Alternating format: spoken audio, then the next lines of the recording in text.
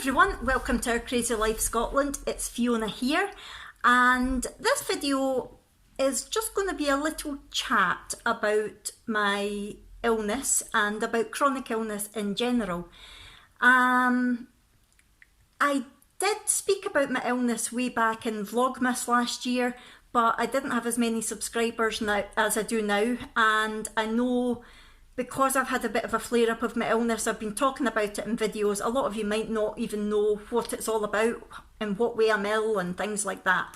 A lot of you might not even know why I'm in the wheelchair, so I thought I would just go over it briefly again, just give you a quick idea of what it is that's actually wrong with me, or as much as I know, and then just talk about chronic illness in general, because I think there's a lot of misconceptions about chronic illness, so that's what I thought I would do in this video, and I hope you enjoy it. I'm thinking about making this like a little series on my YouTube channel, just calling it Let's Have a Chat About, and then this one's going to be chronic illness, and I could do anything. I quite fancy doing one on body image, and just basically things to fill in the gaps about me that can also lead to discussions with everybody else. Like, I would quite like to, when I'm saying let's have a chat about, I don't want to talk to you. I would like you to be able to talk to me in the comments below as well about whatever topic it is, and talk to each other in the comments below.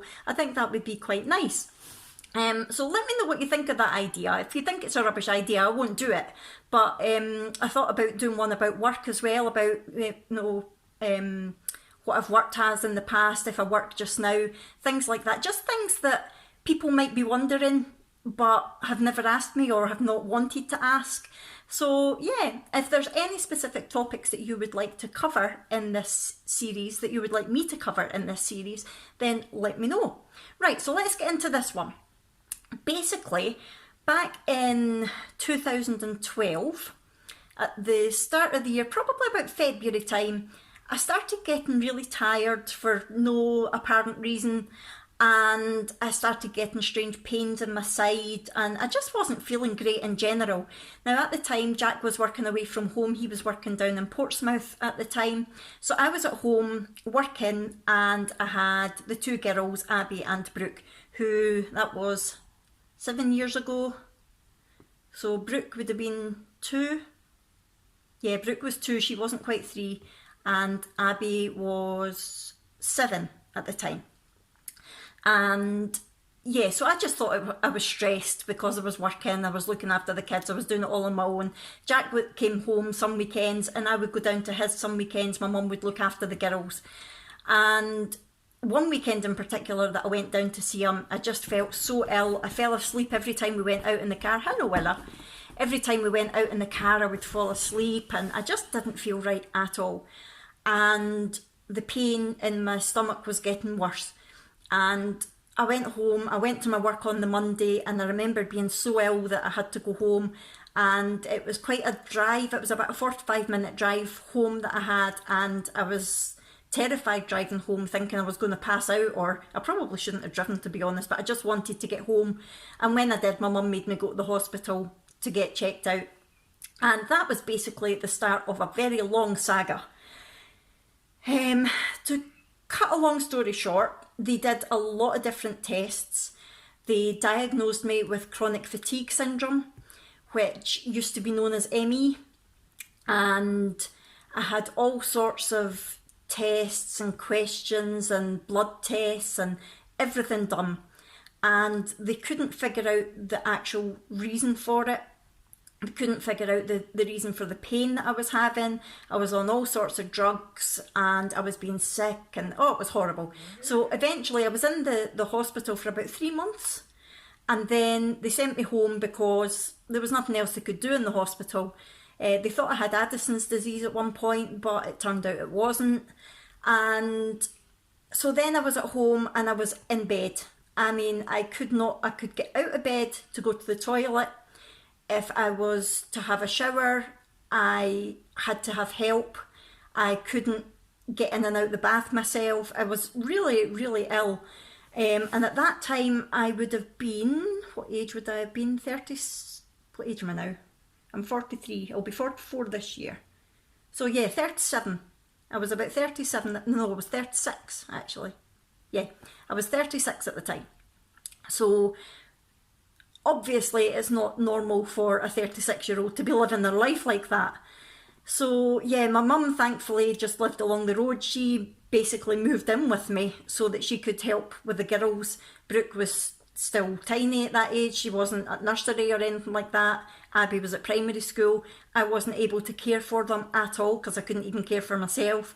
And Jack was still working away. Thankfully, he did eventually manage to get a job up here rather than down in Portsmouth, which was good. But I was basically in bed. I could get out of bed to go for doctor's appointments, hospital appointments, and that was basically it. I wasn't getting dressed, I wasn't eating properly, obviously I wasn't able to cook, I was just relying on whatever people would bring me, but I wasn't sleeping, so I was snacking on junk at night, and oh, it was terrible. It was really, really terrible. And I put on a lot of weight, obviously, because I wasn't doing any movement at all. I was in bed constantly. I slept a lot of the time. I was on steroids. I wasn't eating properly. And I went up to about a size 20, 22, something like that. And this went on for a while. I missed out on a lot of things. We missed out on a trip to Florida that we had planned and all sorts of things. I had physios coming in once a week to try and keep my arms and legs moving, even though I wasn't up walking. And the other thing that started happening was every time I was upright, I was really dizzy, and I just couldn't stay up for any length of time without being dizzy and needing, like, wanting to pass out. So the physios were trying to help with all that as well. And then eventually, this went on for a couple of years. 2014, start of 2014, it suddenly changed in that every time I did stand up, I was being sick, my pulse was racing, and it was awful. I mean, I couldn't even stand up to get my pyjamas changed. It was that bad without being sick. It was shocking. So I got admitted back into the hospital again to do more tests. However, that was a farce. That was completely, it was shocking the way I was treated. We're not going to go there. But basically, because I had been so sick, I had lost a lot of weight within a couple of weeks. I was still overweight because I had got so big, but I had lost a lot of weight within a couple of weeks because I was being sick and I wasn't able to eat anything. Dietitian refused to see me. I clearly didn't have a problem because I was overweight. Why would I need a dietitian? The consultant that I was under at the time told me that if I wanted attention, they would take me to the psychiatric ward. When I told them that I needed to get some sort of nutrition in me, because when I had the bad bout before, when I was in the hospital for the 3 months, they tube fed me because I had a really sore mouth. I wasn't able to eat anything, so they tube fed me, and that did help to keep my strength up a bit until I was able to eat properly. So I kept saying to them, you're going to have to tube feed me. I'm not getting any nutrients in me. I hadn't had anything to eat for at least 2 weeks. Nothing, not a thing had passed my lips.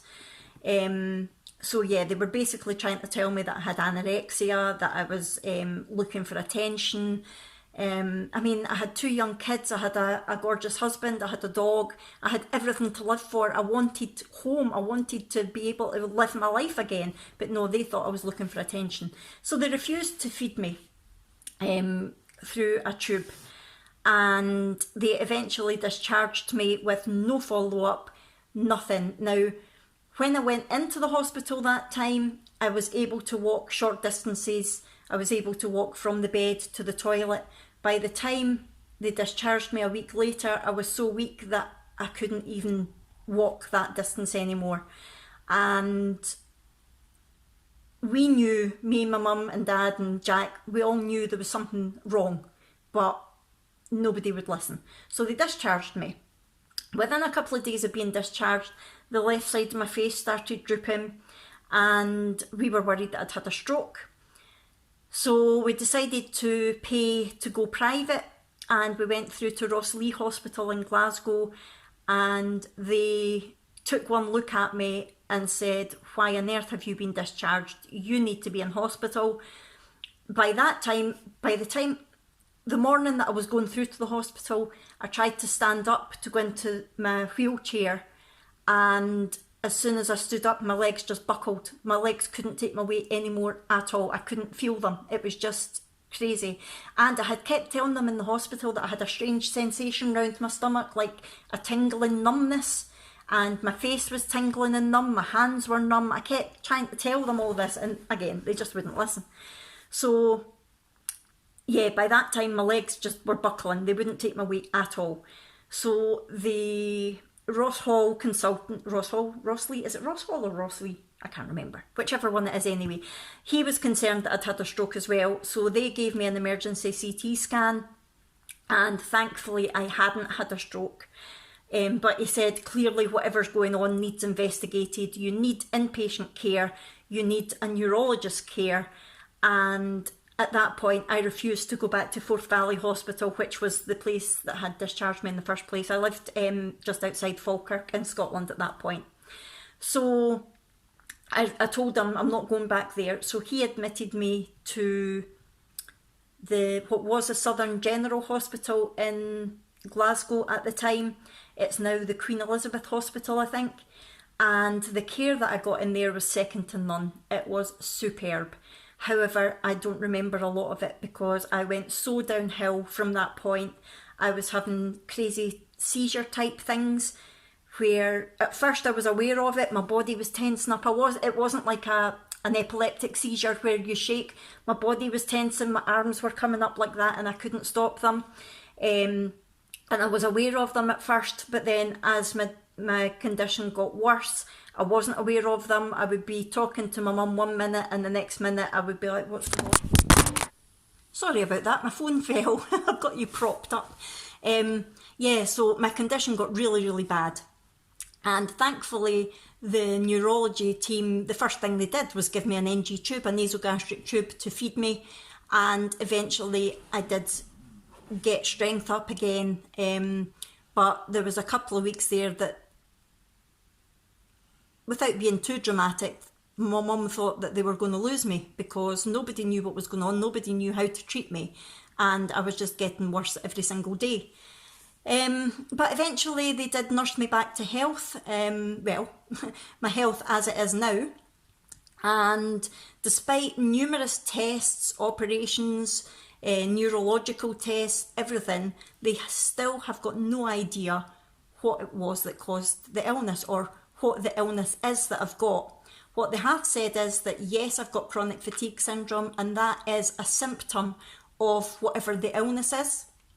And what they discovered is the fact that I could no longer stand, that my legs weren't taking me anymore, was a neurological deficit called neuropathy, which basically means that the nerve endings have been damaged in my legs due to malnutrition. Because when I was telling them in the hospital that I needed to be fed, they weren't doing it. So although I didn't look like I needed food because I was overweight, I wasn't getting the nutrition, the nutrients that my body needed, and that has caused permanent nerve damage in my legs basically, and my feet, which is why I get the chronic pain in my feet. That's the reason that I'm in a wheelchair. In case anybody's wondered why I'm in the wheelchair, that's the reason why. I've definitely got a lot more strength in my legs now, and I still can't feel them. I've still not got sensation in them, and the only sensation I've got in my feet is pain. But I've got a lot more strength now. I can stand if I'm holding on to something, and I'm working on that every single day when I'm well enough.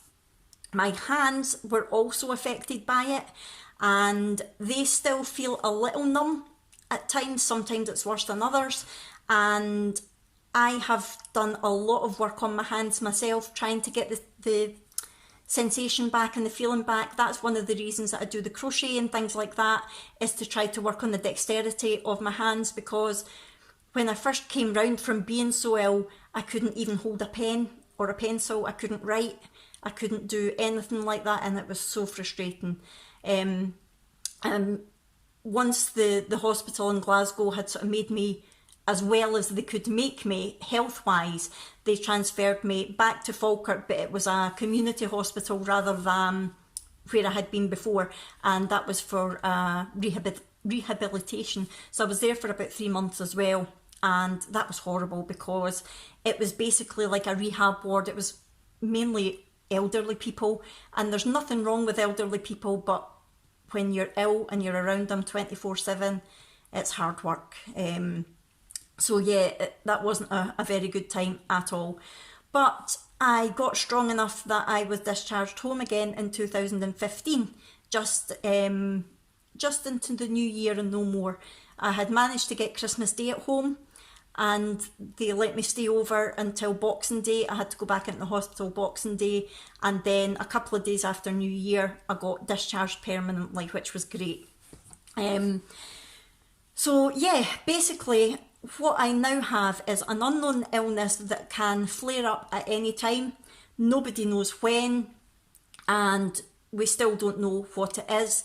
My neurologist, I still see my neurologist at least once a year, and they still do electric nerve conduction tests on my legs to see if they're getting any better, and they're definitely getting better, but they're not anywhere near what they should be.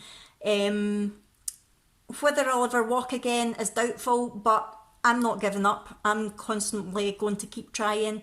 I also have something called, I always forget this, subacute, oh, what is it?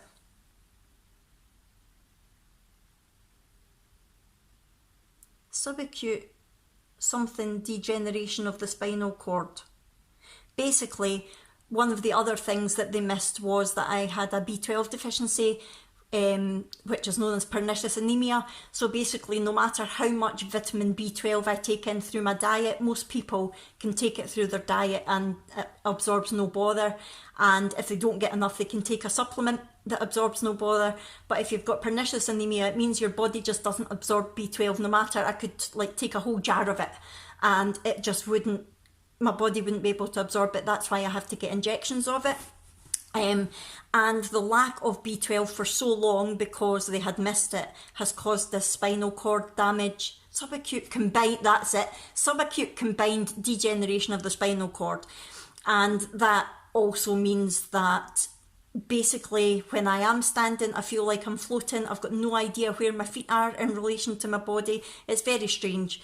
Like if someone said to me, close your eyes and tell me, am I pushing your toe up or pushing it down? I would be like, okay, tell me when you start touching my toe, because I've got no idea. I've got no idea if somebody's touching it or moving it or whatever. And that's because of that. So yes. So the whole thing now is that I have what my neurologist calls the Fiona McCord disease, because she's obviously kept a record of everything. She's sent muscle samples and tissue samples all over Britain, even outside Britain, I think, to try to get people to figure out what it is that's wrong. And she's hoping that at some point in the future there'll be enough people with these strange symptoms for everybody to collate it together and say, right, okay, this is what this illness is. But at the moment, I'm the only one of a kind that she's seen. So she's calling it the Fiona McCord disease just now. But it basically means that I am now living with a chronic illness. That took 20 minutes to just tell you that I'm living with a chronic illness. Sorry for waffling, but I wanted to give you a bit of background, because it's not like I can say I've got this illness and this is what it causes, because nobody knows what it is. A lot of it has been caused by, well, no. The illness itself wasn't caused by the NHS. The fact that I'm in the wheelchair and I can't feel my legs and feet was caused by the NHS. Whatever the illness is was going to be there regardless. So it now means that I am constantly living every day with chronic pain in my feet, which I've spoken about in other videos, but also this chronic illness. I'm always going to have chronic fatigue syndrome. It's just that some days it's not so bad and other days it's really bad. So what I've had recently, when I've said to you I'm not been up to filming, I'm having a flare-up of my illness, I thought the keto diet was making me feel ill. It wasn't. It was a flare-up of whatever illness this is that I've got. And when that happens, I get so exhausted. I can feel sick, I feel dizzy, I get headaches, I get pains. I just feel generally awful. It's like having a really bad flu. It's horrible, really, really horrible. And I live with it every day, even when I'm up and about and functioning normally. I'm never at 100%. I'm never 100% of what I used to be, not just because of the wheelchair, but in terms of the way that I feel. There's days that I can feel 90%, but then I can wake up the next day and feel 10%. And there's no rhyme nor reason to it. Sometimes it does come on gradually, like it has this time. It sort of came on over a few weeks. Other times it can just hit me overnight. I'll get up the next day and think, what is wrong with me? I can't move, I can't do anything. And so even when I am feeling 90% there, I've always got it in the back of my head that this could come back at any time. And it's very difficult to think positively about it. No, it's not. It's fine. It's not going to come back, because it is so unpredictable. And I think one of the things that I want to get across in this video is that chronic illness isn't the same for everybody. There's a misconception out there that if you have a chronic illness, you can see that you're ill. You know, you're going to have tubes in you, you're going to have oxygen, you're going to look really pale all the time, you're going to sound pathetic all the time, you're just not going to be able to do anything. And yeah, there are times that I'm like that. I don't need oxygen, but there are times that I'm pure white. There's times that I can barely speak. But generally, I live every day with a chronic illness, but I have to live my best life. I need to do as much as I can within my capabilities. And to look at me a lot of the time, you wouldn't know that I'm ill. You wouldn't know that I'm in pain. You wouldn't know that I'm exhausted.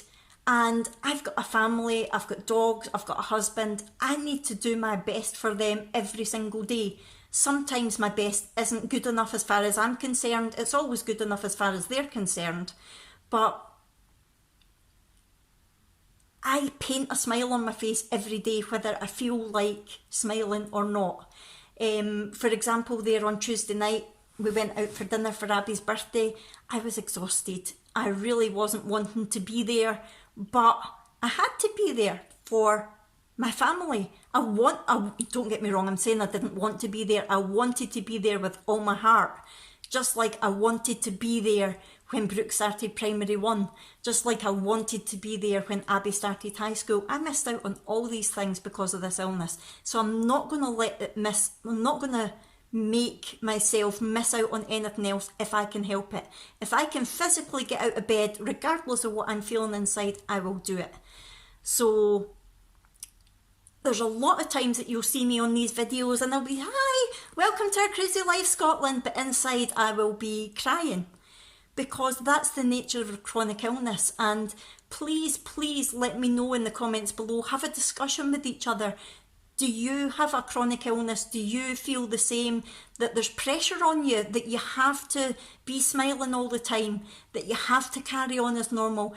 Society does put pressure on you, because what is the point in moping about saying, oh, woe is me, oh, I'm not well? That's not going to get anyone anywhere. And all that's going to do is frustrate everybody, especially me. But there's also a pressure on you from society that if you look well, you should be well. And I want to get it out there to everybody that not everyone with a chronic illness is well, even when they look well. I don't take a ton of tablets anymore. I did at the time. I took myself off them all because they weren't doing me any good. They were making me worse, if anything. And I have to say that coming off of the medication, especially the opioids, like your morphines and things like that, was so difficult. That in itself made me so ill. But I knew that I had to do it because it wasn't doing me any good. I didn't want to be an addict, which is what I was basically, because of the doctors. And it was me who kept instigating it. I need this tablet. And I would say to the doctor, right, I'm going to stop taking this tablet. If I get worse, I'll start taking it again. If I don't, then that's it. I'm off it. And eventually I'm now only on one tablet, and that is venlafaxine, which is an antidepressant and anti-anxiety medication. That's the only thing that I'm on now. And hopefully I'm going to get off that at some point as well. So please remember that if someone is ill, or if someone says, I'm sorry, I'm not able to do that today, they're probably not making excuses. Don't think that they're at it, because that's one of the things that gets me when I'm having a flare up like this. I don't want Jack to think, oh, she's been lazy today, what's she done in the house? She's done absolutely nothing. But at the same time, I don't want to constantly moan that I'm saying I'm not well today, because it's not fair on him. But it's difficult because I think, well, if I don't tell him I'm not well, he's going to wonder why I've done nothing. Why have you been lying in your bed all day? He doesn't, because he knows my illness, but in the back of my head, I'm always worried that people are thinking, she's at it. Look, there's absolutely nothing wrong with her. Whereas there is, and there always will be, unfortunately, unless they figure out what this illness is.